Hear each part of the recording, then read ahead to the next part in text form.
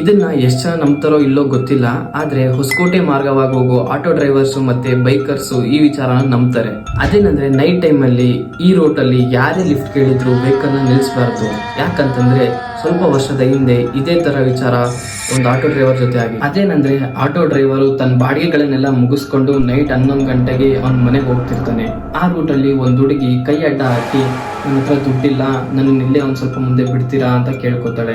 ಅವಾಗ auto driver ಒಂದ್ ಸ್ವಲ್ಪ ಕರುಣೆ ತೋರಿಸಿ, ನೈಟ್ ಬೇರೆ ಫುಲ್ ಕತ್ಲೆ ಆಗಿರುತ್ತೆ ಅಂತ ಹೇಳಿ ಸರಿ ಒಳಗಡೆ ಹತ್ಕೊಳ್ಳಿ ಅಂತ ಹೇಳ್ತಾನೆ. ಆಗ ಅವಳು ಎಷ್ಟೇ ಆಟೋ ಹತ್ತ ಟ್ರೈ ಮಾಡಿದ್ರು ಆಗಲ್ಲ. ಅದರಿಂದ ಅವಳು ಆಟೋ ಡ್ರೈವರ್ ಹತ್ರ ಕೇಳ್ಕೊತಾಳೆ, ನಾನು ಒಂದ್ ಸ್ವಲ್ಪ ಅಂಗವಿಕಲೆ, ನೀವು ಕೆಳಗೆ ಇಳಿದು ನನ್ನ ಆಟೋ ಒಳಗಡೆ ಹತ್ತಿಸ್ತೀರಾ ಅಂತ ಕೇಳ್ಕೊತಾಳೆ. ಅದನ್ನ ಕೇಳಿ ಆಟೋ ಡ್ರೈವರ್ ಶಾಕ್ ಆಗ್ತಾನೆ. ಅದರಿಂದ ಇದು ನಾರ್ಮಲ್ ಅಲ್ಲ ಅಂತ ಹೇಳಿ ಅನ್ಕೊಂಡು ಸಡನ್ ಆಗಿ ಆಟೋ ಸ್ಟಾರ್ಟ್ ಮಾಡ್ಕೊಂಡು ಒಂದ್ ಸ್ವಲ್ಪ ಮುಂದೆ ಹೋಗ್ತಾನೆ. ಮುಂದೆ ಹೋಗಿ ಮಿರರ್ ನೋಡಿದಾಗ ಯಾರಿರಲ್ಲ.